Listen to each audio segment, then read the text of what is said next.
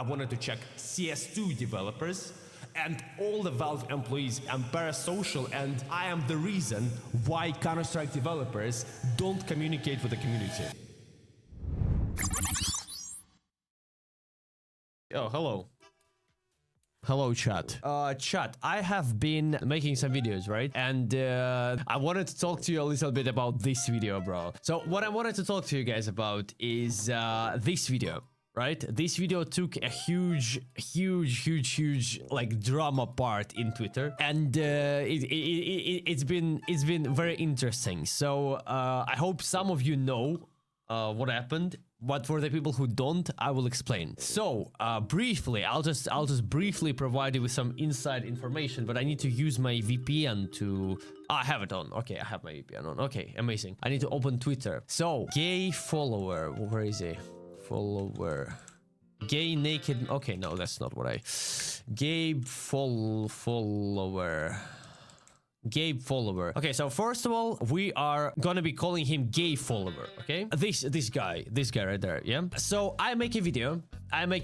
So basically, the video is about me finding every account of Valve employee, including CS2 developers. Okay, so the entire idea of this video was to find their accounts, see what medals they have, the badges that they have in game, the amount of hours they have in Counter-Strike, if any Valve employees have played Counter-Strike, what ranks they had in CSGO, or if they play CS2, etc, etc.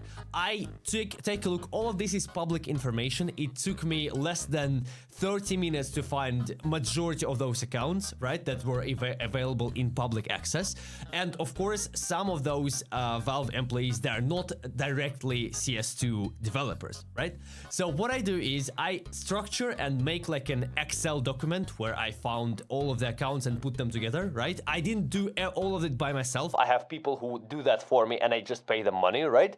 So basically, there are a bunch of Valve employees in this video, and there are also CS2 developers. Two of the current CS2 developers. I also found their ranks, how actively they play CS, and all the employees that I found, I tried to somehow connect them to Counter-Strike, right? And of course, not all of these Valve employees were CS2 developers. In this current video, there is only 2 CS2 developers, but a lot of Valve employees.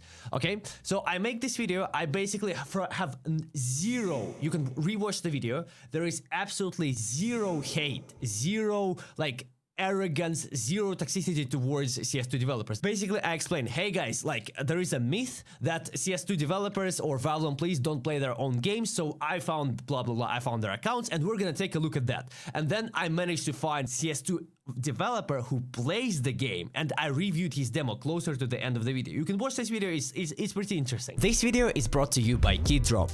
On Keydrop, you can open a bunch of cases either by yourself or in a battle against other players. And if you end up not liking what you opened, you can always upgrade it for something cooler.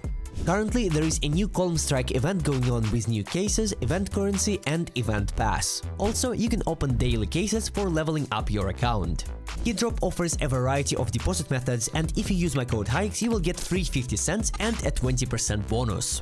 Withdrawing skins is also very easy. I played on a site myself and managed to win M4A1S Imminent Denture for around $2,500 that I almost immediately withdrew to my inventory. So make sure to be over 18 in order to play on the site, and if you are, then click the link down below and use my code HaiX.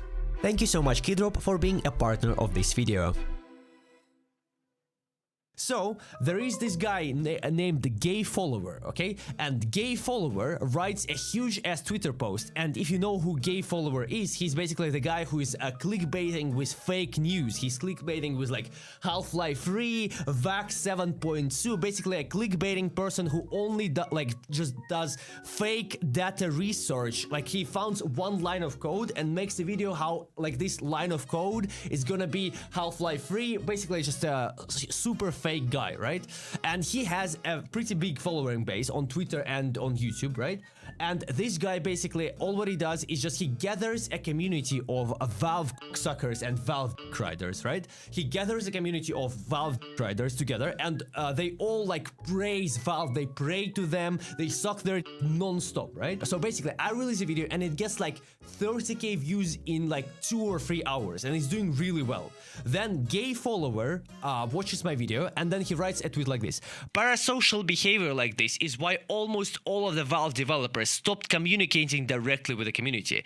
This guy made bold claims by doing little no research." I'll stop and then I'll address it sentence by sentence, right? So first of all, he calls me parasocial for basically just finding the public information and public Steam accounts of Counter-Strike developers that you can find in public access. And the fact that I put them all together, I need to disable this, I'm sorry. The fact that I put them all together, apparently I'm parasocial, and it brought a bunch of people who thought that I'm a stalker, that I'm a creep. So he starts blaming me. Apparently, guys, apparently, I am the reason why Counter-Strike developers don't communicate with the community.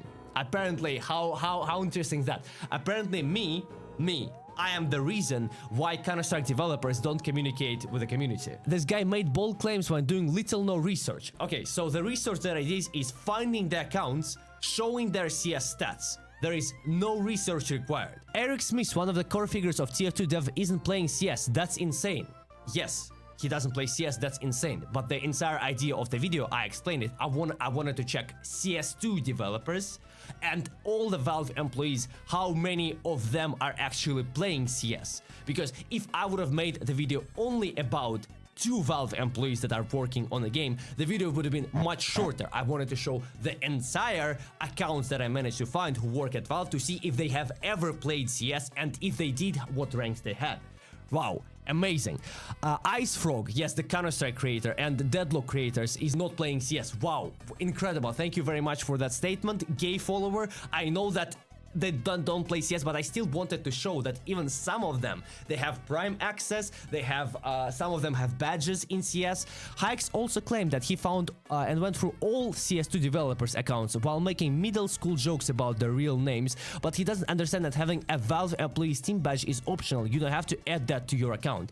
I do understand that, my dear gay follower, but the entire idea is that I found the accounts that I managed to find. There could be allegedly some Valve employees who don't have a Valve employee checkmark on their account. I understand that, but however, we will never know if people like this exist because they are not to the public eye.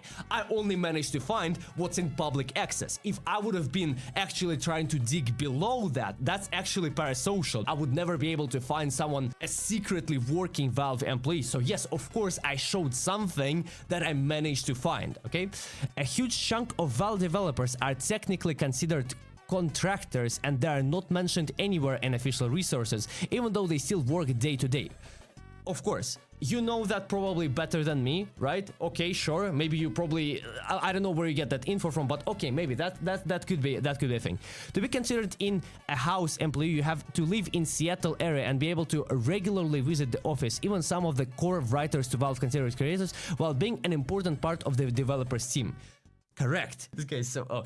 This is why I only showed the accounts that have the check mark. Wow, unbelievable. Absolutely unhygienic to make statements like that after going through 10 accounts and watching one demo where a dev plays like an average Counter-Strike player. He doesn't play like an average Counter-Strike player. I would say he was a little bit below average. But yeah, okay, let's not talk about that. This guy has not watched the video. First of all, the middle school jokes, every single content creator is doing them, okay? The 12-year-old jokes, Anomaly is doing them, like Furious is doing them, everyone is doing the jokes. So the fact is saying I'm making jokes about their names, some of their names are really stupid. You can watch that in the video. They have really like meme type of names on their Steam accounts, okay? But basically, you don't have to be top esports player to understand how the game works. It's also a common situation in industry for developers not to actively play their own games.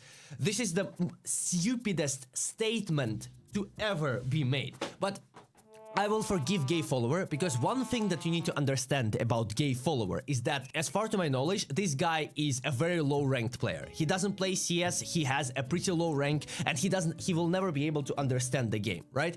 If gay follower plays for 3 years in a row non-stop, he will maybe achieve something closer to like level 8, level 10, something like that, right? But this guy is a silver. He is a silver. He has no understanding of the game. When you're talking about the game, for example, like Team Fortress 2, right? I mean, Team Fortress 2 used to be a competitive game. But when you're talking about the game like a single-player game or a co-op game or some sort of a fun game, it's okay for the employees not to play their game. But when you're talking about top esports game, the developers not only need to understand the mechanical part of the game, so like shot registration, the balance of the weapons, the geometry of the maps and stuff like that, but also you need to understand how the game feels and how it's played.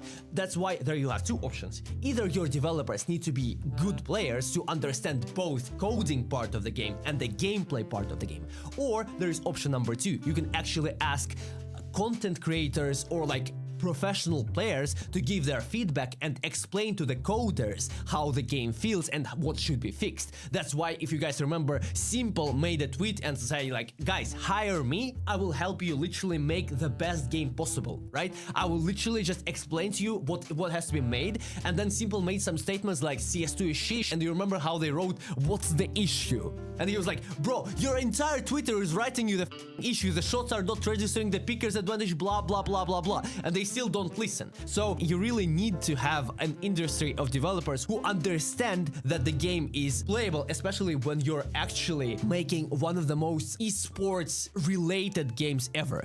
It's pretty easy to go down to a biased path from a developer's perspective. It's more valuable to see what actual players are saying. They're reading all of the comments, emails and Reddit posts. They're not, but yes, devs aren't responding to them exactly because community acted like pieces of shit when they did in the past. No, the entire idea is that they don't care. The only updates that the game is getting are cases. They couldn't care less about any feedback, even when the professional players like Simple, who used to be, arguably, some people will not agree, but one of the best players, literally wrote to them, guys, the game is shit, let me help you, and they write, what's the issue? They never listen, they don't care, and they only care about one thing, and that is making money. And the entire idea of this video was to show that even the CS developers who are not actively playing the game, they're pretty average players. Yet even there was no hate from my side. Watch the video. So he sent his community of literal 12-year-olds who are also Valve creators, who are also have not watched my video, and they basically start making really stupid claims. That's actually really funny what they were writing. So basically a bunch of people, I'm used to like death threats and people calling me really bad stuff, right? But they started calling me parasocial, they started calling me a stalker, they started blaming me for the reason the CS developers are not communicating with the community because of people like me, because apparently showing CS stats of people's profiles is parasocial. And there is a bunch of people writing like a lot of like death threats, blah blah blah blah blah. And there is one guy who was outstanding. He was writing like, this guy blah blah blah blah blah, a lot of bad things that I cannot say like on this stream to not get banned, right? So he writes a bunch of that shit, and then he just sends me a DM of like a bunch of stuff, and I wrote to him, hey, you write a lot of stuff, have you watched the video? And his response was actually pretty funny. He says, no, why would I watch this shit? I just read Gabe follower post. So he made 2 pages of accusations about my video without even watching it. Okay, he hasn't watched the video entirely at all. He made 2 pages of accusations, and then he just made another page of like threats and just basically saying a bunch of stuff to me, like really bad stuff. And then I just asked him, hey bro, you're writing a lot of stuff, have you actually watched the video? He's like, why would I watch this garbage shit from a parasocial stalker? I read the Gabe follower post.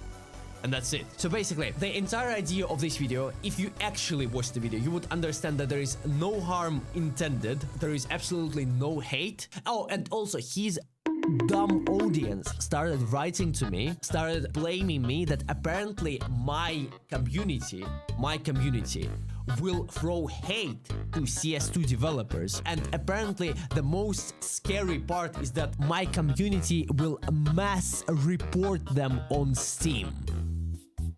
Oh yes, Valve employees should be very scared of getting mass reported on Steam. My community will mass report. Clap. Wow, gay follower. Sorry, bro. Honestly, gay follower is he gathered a community of such stupid people. He's a silver himself who doesn't play the game, doesn't understand shit in the game.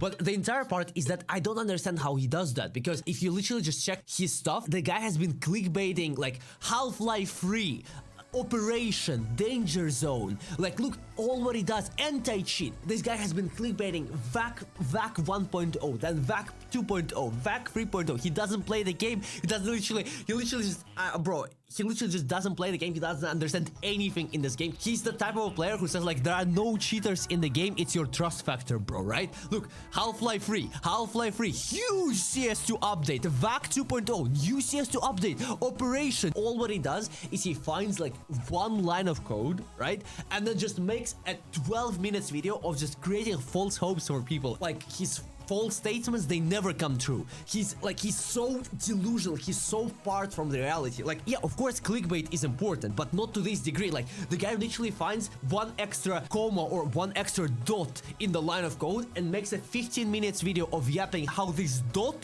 new dot will change the entire outcome of Valve's future. Like, new danger zone, new operation, VACnet 7.55, no cheaters anymore, Half-Life 3 releasing tomorrow, bro. Everything tomorrow just by this extra dot that I managed to find in the community. I just don't understand how this guy actually manages to find so many people who support him. It's unbelievable because all what he does is lie.